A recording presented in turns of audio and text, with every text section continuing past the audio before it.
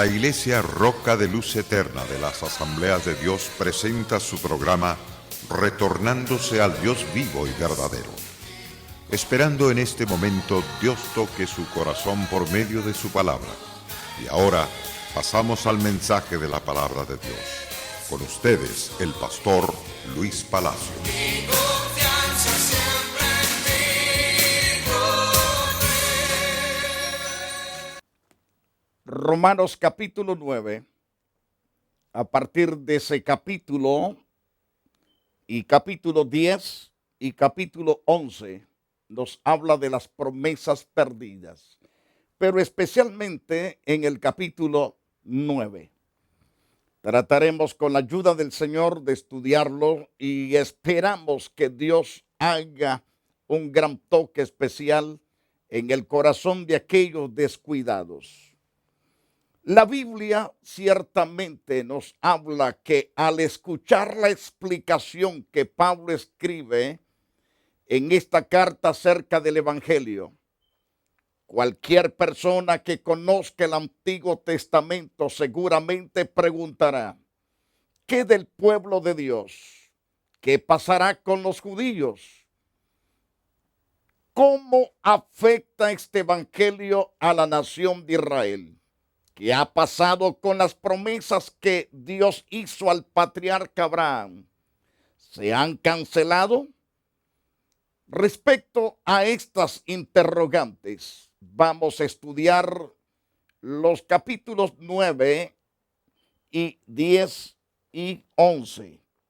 Esperamos su paciencia para estudiar estos pasajes mencionados. El apóstol Pablo concluye su argumento doctrinal explicando la relación de Israel con el Evangelio en ese capítulo 9 al capítulo 11. Después de presentar ciertamente el principio de la salvación que es por la fe, Pablo sigue diciendo lo que ha pasado con Israel a la luz de esta doctrina, a la luz de esta enseñanza de las Santas Escrituras. Al referirse a la historia de ese pueblo, el apóstol advierte de nuevo sobre el peligro de tratar de ganar nuestra propia entrada a la comunión con Dios por nuestros esfuerzos. La única manera de acercarnos a Dios es por medio de la fe en Cristo Jesús y no por las obras de la ley. Primero describe la relación de Israel con el plan de Dios en el pasado. A los judíos se les olvidó su incapacidad de vivir una vida santa. Intentaron ganar su propia entrada a la presencia de Dios cumpliendo la ley. El resultado fue que a pesar de su posición privilegiada, dejaron de gozar las bendiciones que Dios le había prometido y quedaron bajo el juicio de Dios.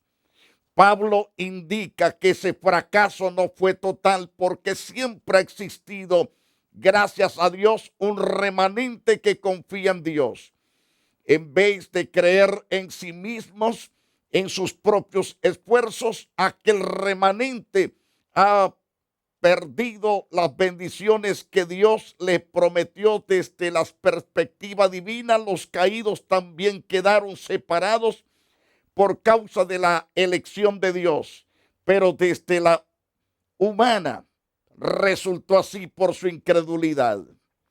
Pero el remanente no ha perdido las bendiciones que Dios le prometió de ninguna manera, sino que permaneció esas promesas con los fieles.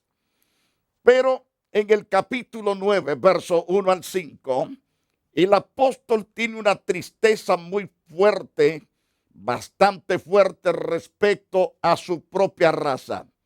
Esa tristeza, ciertamente que el apóstol nos enseña en las Sagradas Escrituras. Según el capítulo 9, versículo 1 al 3, el apóstol nos dice claramente sobre lo que él siente en su corazón. Digo la verdad en Cristo, no miento, dándome testimonio mi conciencia en el Espíritu Santo, de que tengo gran tristeza gran tristeza y continuo dolor en mi corazón, porque desearía yo mismo ser anatema, que quiere decir maldito, separado de Cristo por amor a mis hermanos, mis parientes, es decir, los de mi raza según la carne. En esos pasajes vemos ciertamente lo que tiene Pablo es una tremenda tristeza, porque su pueblo, donde debiera de estar el 100% toda la gloria de Dios reposando en toda esa nación, el asunto es que lo han despreciado, lo han desechado. Y el problema es que cuando el hombre desecha a Dios, Dios se aparta de ellos y los deja a la merced de sus enemigos, y entonces son apaleados, son totalmente golpeados, son arrastrados, vencidos, derrotados, porque no hay quien los ayude. Entonces, en el versículo 1 y 2, donde Pablo expresa ese dolor, entonces podemos considerar que su tristeza es semejante a la que siente por Dios, o mejor dicho, la que siente nuestro Dios por ese pueblo. Entonces Pablo expresa ese gran dolor por causa de observar lo que ha pasado al pueblo de Dios. Como él forma parte de ese pueblo, quiere ver la bendición de Dios derramada sobre ellos, tal como se lo prometió a ese amigo de Dios llamado el patriarca Abraham, a pesar del gran ministerio que Pablo tiene entre los gentiles. Entonces Pablo no siente gran satisfacción con lo que ha logrado, sabiendo que ha sido a expensas de Israel. Según vemos en el versículo 2, su tristeza es semejante a la de nuestro Dios. Él les amó tanto que estuvo dispuesto a sacrificar su propio hijo para redimirlos y darles la vida eterna, porque Dios ama tanto al pueblo. Pablo se preocupaba tanto por el bienestar del pueblo de Dios que estaría dispuesto aún a sacrificar su propia bendición si con ello pudiera lograr que Israel se arrepintiese y regresase al Dios vivo. Como dije al principio, las maldiciones vienen terriblemente espantosas, golpean fuerte, hacen derribar, hacen desactivar el poderío de muchos cristianos cuando le dan la espalda al Dios Santo, al Dios Todopoderoso. Debemos entonces tomar en cuenta de que en nuestra propia capacidad somos derrotados, pero una vez que recibamos al Señor nuestro Dios por la fe, entonces seremos vencedores. Él peleará nuestras batallas. Él ciertamente derrotará a nuestros enemigos. Ahora Pablo ve al pueblo que cada día va hacia la derrota, hacia la destrucción por causa que ha abandonado a Dios. A Pablo le interesa más la condición de Israel que su propio bien, que su propia vida. En otras palabras, él no puede estar contento con su posición privilegiada, sabiendo que Israel está alejado de Dios y va camino a la perdición. Y esta es la causa que Pablo dice, preferiría sacrificarse completamente por ellos, si así les pudiera restaurar. Pero sabe que eso es imposible, porque de todos modos el pueblo rebelde no aceptaría la oferta. Cristo hizo una oferta semejante a Israel y rechazó. Entonces, la posición privilegiada de Israel, según el pasaje 4 y versículo 5, entonces Pablo dice, porque son israelitas a quienes pertenece la adopción como hijos. Es decir, les pertenece, porque así Dios lo estableció.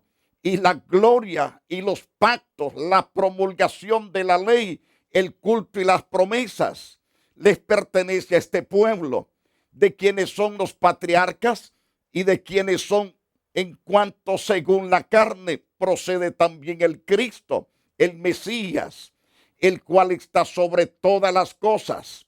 Dios bendito por los siglos de los siglos. Amén. Entonces, a la luz de ese interesante pasaje, se nos habla la rebeldía existe en Israel a pesar de los privilegios que Dios le ha concedido. Parece mentira que un pueblo tan bendecido sea tan desobediente para con quien le ha dado tanto. Y esto lo vemos también en esta nación de Estados Unidos. Cómo la gente ha sido bendecida, tanto en ropa, en alimentos, con medicina en abundancia. Ha sido prosperada con sus vehículos, con sus casas. Y el asunto que el hombre, en vez de darle la gloria a Dios, se va cada día hacia el abismo, entregándose más a la idolatría, a las hechicerías, al adulterio, a la fornicación, al robo, al asesinato, al engaño, entregados a adorar a los demonios, a la santa muerte, y entregados a toda clase de vicios. Pero viene juicio terrible por cuanto el pueblo ciertamente se aparta de Dios, se aleja de Dios y no le da culto a Dios. Tenemos ahora el desenfreno total, hombre con hombre, mujer con mujer, casándose, leyes que se han dado desde la corte mayor, de la corte principal de las naciones. Pero el asunto que viene juicio, y juicio severo, mortandad terrible por causa de esos tremendos pecados. Ahora, como dije, la rebeldía existe en Israel a pesar de sus privilegios que Dios le ha concedido. Ahora, la mano de Dios se ha extendido hacia ellos en todo sentido. Pablo lucha, persevera para que oigan y respondan al evangelio de Jesucristo. Sin embargo, aún con todo ello, se niegan a confiar en la persona de Jesucristo. Dios les ha dado sus bendiciones, les adoptó como sus propios hijos. La gloria de Dios estaba presente en medio del pueblo. Dios hizo un pacto con ellos, por medio de él tuvieron una relación especial. Regresando a lo primero que mencioné, que Dios les ha dado sus bendiciones, los adoptó especialmente como sus propios hijos. Esa es la misericordia y el amor de Dios por el pueblo. En Éxodo capítulo 4, verso 22 y 23. Entonces dirás al faraón, así dice el Señor: Israel es mi hijo, mi primogénito. Imagínense lo que Dios está hablando a través de Moisés. Le dijo al faraón, dile así. Es decir, Dios hablando a Moisés, que le dijese al faraón, así dice el Señor, Israel es mi hijo, mi primogénito. Te he dicho, deja ir a mi pueblo, deja ir a mi hijo para que me sirva, pero te has negado a dejarlo ir. Por lo tanto, mataré a tu hijo, a tu primogénito.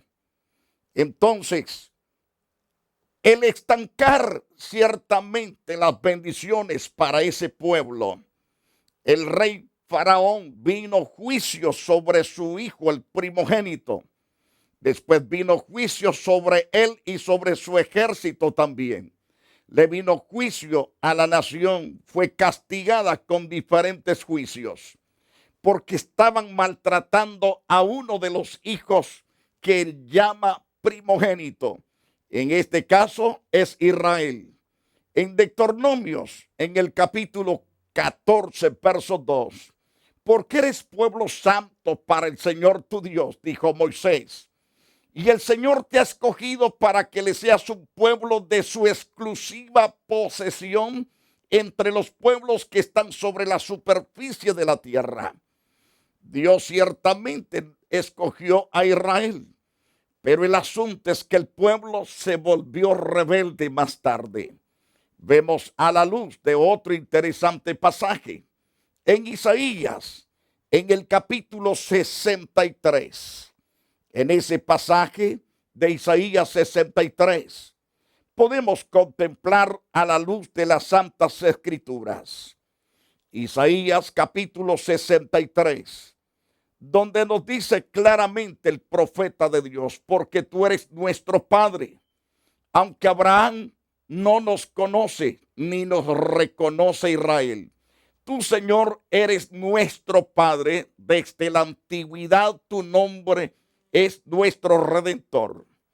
Entonces vemos a la luz de ese pasaje donde Isaías dice: porque tú eres nuestro Padre, aunque Abraham no nos conoce ni nos reconoce Israel. Tú, oh Señor, eres nuestro Padre. Desde la antigüedad tu nombre es nuestro Redentor. Entonces, vemos en estos interesantes pasajes que Dios ciertamente es el Padre de Israel, es el Padre de todos los que le amamos y le servimos. Él es el Padre también de todos los espíritus a la luz de las Santas Escrituras. El amor de Dios por su pueblo es grande. Cuando Israel era niño, dice Dios, yo lo amé. De Egipto llamé a mi hijo. Aunque está hablando de su pueblo en multitud de millares, al mismo tiempo lo hace de una forma singular. Y esto incluye a su propio hijo Jesús, que lo llamó de Egipto, cuando salió sus padres huyendo de un rey malvado, de Herodes, quien quiso matarlo cuando tenía temprana edad, es decir, cuando él ni siquiera había cumplido 2 años. Pero de todos modos, a todo Israel llama también a su hijo en este interesante pasaje. Cuando Israel era niño, yo lo amé, y de Egipto llamé a mi hijo.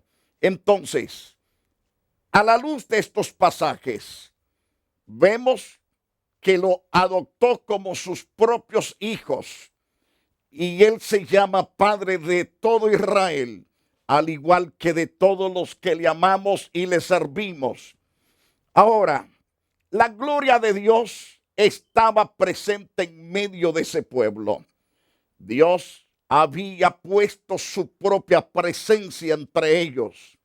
Mientras Aarón hablaba a toda la congregación de los israelitas, miraron hacia el desierto, vieron que la gloria del Señor se apareció en la nube.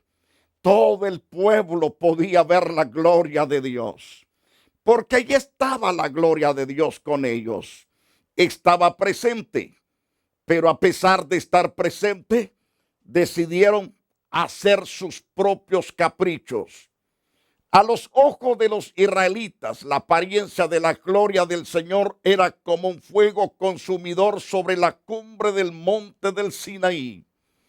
Según el capítulo 40 de Éxodo y versos 34 al 38, entonces la nube ciertamente cubrió la tienda de reunión donde el pueblo se congregaba, y la gloria del Señor llenó el tabernáculo. Moisés no podía entrar en la tienda de reunión porque la nube estaba sobre ella. La gloria del Señor llenaba el tabernáculo. Era totalmente una bendición preciosa que tenía ese pueblo de contar con la misma y gloriosa presencia de Dios en aquel tabernáculo. Y en todas sus jornadas, cuando la nube se alzaba de sobre el tabernáculo, entonces los israelitas se ponían en marcha. Pero si la nube no se alzaba, ellos no se ponían en marcha hasta el día en que se alzaba, porque en todas sus jornadas la nube del Señor estaba de día sobre el tabernáculo y estaba de noche. Así la presencia de Dios les acompañaba. Ahora Dios hizo un pacto con ellos. Por medio de él tuvieron una relación especial. Cuando Dios llamó al Padre ciertamente de todos, que es Abraham, el Padre en la fe, Dios llama a este gran hombre cuando tenía más o menos unos 75 años. El Señor le dijo a este hombre llamado Abraham: vete de tu tierra, de entre de tus parientes y de la casa de tu padre, a la tierra que yo te voy a mostrar. Haré de ti una nación grande. Le está diciendo Dios a este anciano cuando tiene 75 años. Pero noten, 75 años, su esposa era estéril, Sara, era una mujer estéril. Ya andaba también por ahí por los 65 años. Ahora Dios le dice: haré de ti una nación grande y te bendeciré. Vemos entonces que Dios llama a un par de ancianos, les ofrece especialmente bendecirlos, haciendo una poderosa nación, una nación grande. 25 años pasaron para Dios darle el primer hijo. Imagínese, el hijo de la promesa viene cuando Abraham está cumpliendo 100 años, Sara sus 90. Entonces, podemos considerar, no le dio una gran cantidad de hijos, le dio un hijo de la promesa. De Isaac vienen 2 hijos que son gemelos, Esaú y Jacob. Dios escoge a Jacob. De Jacob vienen entonces los 12 patriarcas, de las cuales conforman las 12 tribus de Israel. Y vemos que de esa manera Dios bendijo a Abraham cumpliendo su palabra. Y le dijo: y serás bendición. Te engrandeceré tu nombre, porque muchos lo llamaban príncipe de Dios, que quiere decir que Dios engalanó su nombre, lo puso en alto. Y le dijo: bendeciré a los que te bendigan, y al que te maldiga maldeciré. En ti serán benditas todas las familias de la tierra. Entonces, podemos ver a la luz de estos interesantes pasajes que Dios llama a este hombre y le da grandes promesas. En el capítulo 15 de Génesis, verso 18, en aquel día el Señor hizo un pacto con Abraham diciendo: a tu descendencia he dado esta tierra, la tierra que ahora posee Israel, desde el río de Egipto hasta el río grande, el río Éufrates. Todas esas tierras le pertenecen a Israel. Muchas de esas naciones que existen en el terreno de Israel desaparecerán del mapa, porque Dios ha dado esa promesa para ese pueblo, porque Dios restaurará ciertamente a Israel en su relación con él. Ahora bien, a la luz de estos pasajes, también les dio su ley y les hizo responsables tanto de guardarla como de cuidarla y publicarla. Eso nos dice en Deuteronomios capítulo 5, versículo 1 al verso 22. Usted puede ir a ese interesante pasaje. Entonces llamó a Moisés, a todo Israel, y les dijo: oye, Israel, los estatutos, las ordenanzas que hablo, en otras palabras, hoy ha oído de ustedes. Oye, oh Israel, los estatutos y ordenanzas que hablo hoy ha oído de ustedes, para que los aprendan y los pongan por obra.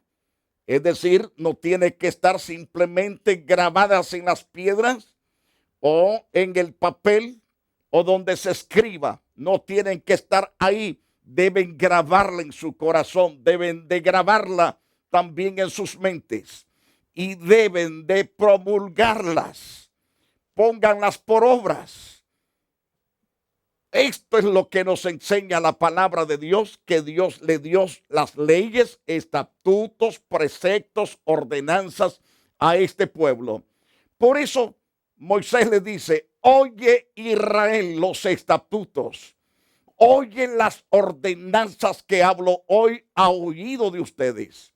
Número 1, para que las aprendan y pongan por obra. El Señor nuestro Dios hizo un pacto con nosotros en Horeb. Hizo un pacto especial en Horeb. Entonces, no hizo el Señor este pacto con nuestros padres, sino con nosotros, con todos aquellos de nosotros que estábamos o estamos aquí, mejor dicho. Entonces vemos a la luz de ese interesante pasaje. Cara a cara el Señor habló con ustedes en el monte en medio del fuego, mientras yo estaba en aquella ocasión entre el Señor y ustedes para declararles las palabras. Y así sucesivamente. Quiero que vayamos a Deuteronomios, el pasaje mencionado en el capítulo 5 y versículo 5 en adelante.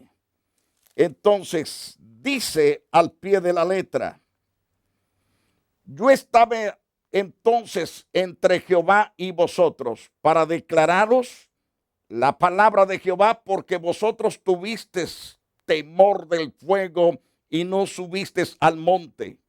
Dijo, yo soy Jehová tu Dios, que te saqué de la tierra de Egipto, de casa de servidumbre.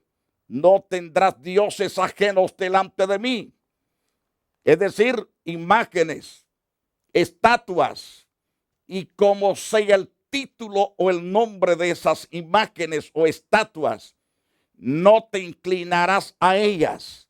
Entonces no tendrás dioses ajenos delante de mí. No harás para ti escultura ni imagen alguna de cosas que están arriba en los cielos, ni debajo en la tierra, ni en las aguas debajo de la tierra. No te inclinarás a ellas, ni las servirás, porque yo soy Jehová tu Dios fuerte, celoso, que visito la maldad de los padres sobre los hijos hasta la tercera y cuarta generación de los que me aborrecen, y que hago misericordia a millares, a los que me aman y guardan mis mandamientos. La Iglesia Roca de Luz Eterna de las Asambleas de Dios y su pastor Luis Antonio Palacio presentaron su programa Retornándose al Dios vivo y verdadero. Nos gustaría conocerlos. Visítanos en el 605 East 42 Street, Los Ángeles, California 90011. Si desea una copia del programa de hoy, escríbanos a la misma dirección. También a través de Facebook, Iglesia Roca de Luz Eterna, Asambleas de Dios. Escúchanos las 24 horas en www.radioroca.org. Dios te bendiga.